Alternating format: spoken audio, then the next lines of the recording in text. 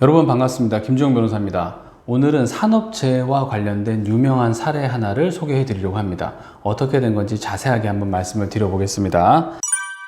산재보험법에서는요, 근로자의 범죄 행위가 원인이 되어 발생한 부상, 질병, 장애 또는 사망은 업무상 재해로 보지 않는다고 규정을 하고 있습니다. 당연한 거겠죠. 사업장에 와서 다른 근로자와 막 싸움을 하다가 크게 다쳤다라고 했을 때 이건 폭행이나 상해라는 범죄와 연루된 거기 때문에 산재로 보기가 힘들 거란 말입니다. 마찬가지로요, 교통사고를 일으켰다라고 한다면 이것 역시도 범죄 행위로 보아야 되는 거 아니냐라는 것이 쟁점이 되었던 거예요. 근로자가 업무 수행을 위해서 운전하던 중에 중앙선 침범으로 사망을 하게 된 겁니다. 이때 업무상 재해가 되느냐 안 되느냐가 쟁점이 되었던 사건이에요. 구체적인 사건의 경위부터 말씀을 드리겠습니다. A씨는 업무용 차량을 운전해서 업무상의 교육에 참석을 했었습니다. 그리고 다시 근무지로 복귀를 하던 중이었어요. 그런데 이때 이 A씨가 중앙선 침범으로 마주 오던 차량과 정면 충돌을 하게 된 겁니다. 그리고 사망을 하게 되었어요. 그러자 A씨의 배우자는 근로복지공단에 유족급여 및 장의비 지급을 청구를 했습니다. 그런데 근로복지공단은 A씨의 사고가 교통사고 처리 특례법 위반의 범죄 행위다. 그렇기 때문에 이는 산재보험법상 처리가 될 수 없고 결국 업무상 재해에 해당하지 않기 때문에 유족급여와 장의비 부지급 처분을 하겠다고 나오게 된 겁니다.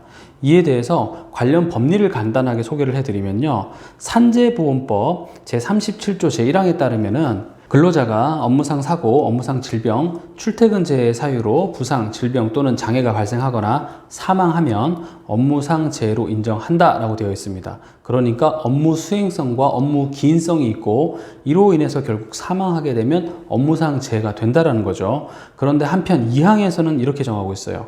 근로자의 고의, 그리고 자해행위, 범죄행위 또는 그것이 원인이 되어 발생한 부상, 질병, 장애 또는 사망은 업무상 재해로 보지 않는다라고 규정을 하고 있는 겁니다. 그러니까 중앙선 침범 행위는 범죄 행위가 맞기 때문에 그로 인한 사망이기 때문에 업무상 재해로 보지 않겠다라고 볼 여지가 있는 것이죠.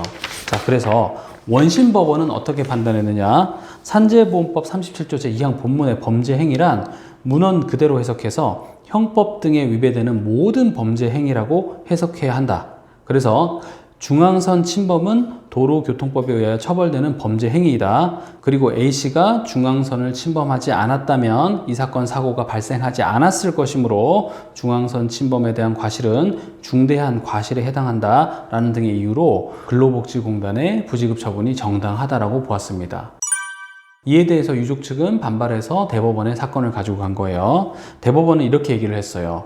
A씨는 출장 업무를 마치고 업무용 차량을 운전하여 근무지로 돌아오던 중 사고가 발생하였다. 결국 대법원에서는 근무지로 돌아가던 중이라는 점을 우선 강조를 했고요. 당시 A씨가 중앙선을 침범하였으나 침범 이유에 대해서 규명되지 아니한 점, 혈액 감정 결과 음주 사실이 확인되지 아니한 점, 20여 년 전 면허를 취득한 후 교통법규 위반 내지는 사고 전력이 없는 점 등을 토대로 A씨의 사망이 범죄 행위가 직접 원인이 되어 발생한 것이어서 업무상 재해에 해당하지 않는다고 단정할 수 없고, 오히려 이 사건 사고는 근로자의 업무 수행을 위한 운전 과정에서 통상 수반되는 위험의 범위 내에 있는 것으로 볼 여지가 크다라고 봤습니다. 그래서 산재보험법 제37조 제2항 본문에서 규정하고 있는 근로자의 범죄 행위가 원인이 되어 발생한 사망이란 근로자의 범죄 행위가 사망 등의 직접 원인이 되는 경우를 의미하는 것으로,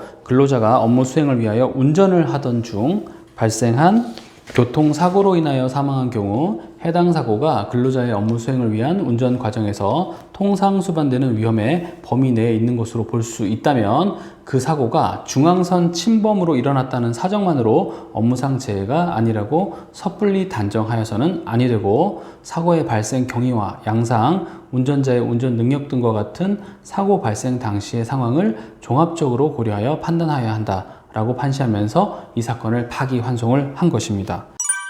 저는 여기서 대법원의 판단에 동의를 하는 입장입니다.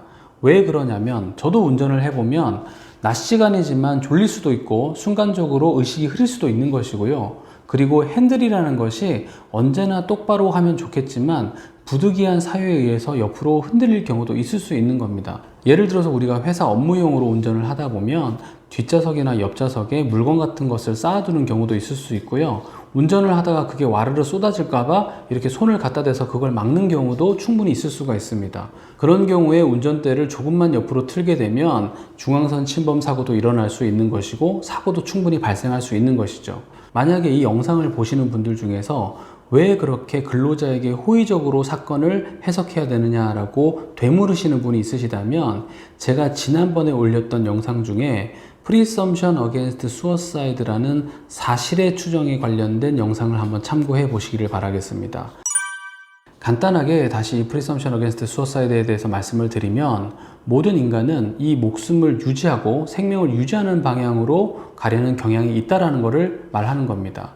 우리 심장이 자연스럽게 계속 뛰고 우리가 의식하지 않아도 숨을 계속 쉬는 것처럼 사람이라는 존재 자체가 생명을 계속 추구하도록 되어 있다는 거예요. 자, 그런데 근무와 관련된 교육을 듣고 근무지로 돌아오려던 사람이 갑자기 내가 죽으려고 일부러 중앙선 침범을 이렇게 하면서 핸들을 틀지 않은 이상은 이 사람은 범죄를 저지른 것이다 라고 판단을 해서 이 사람은 각오 없는데 그 유족에게 산재와 관련된 보상을 일치하지 않겠다라고 나오는 것은 너무 가혹하고 일반인이 가지고 있는 법 감정에도 부합하지 않는다라는 점을 이해하는 게 필요한 거죠. 대법원은 그 부분을 지적을 한 겁니다. 그래서 저는 이 대법원의 견해가 옳다라고 지지하는 입장인 겁니다.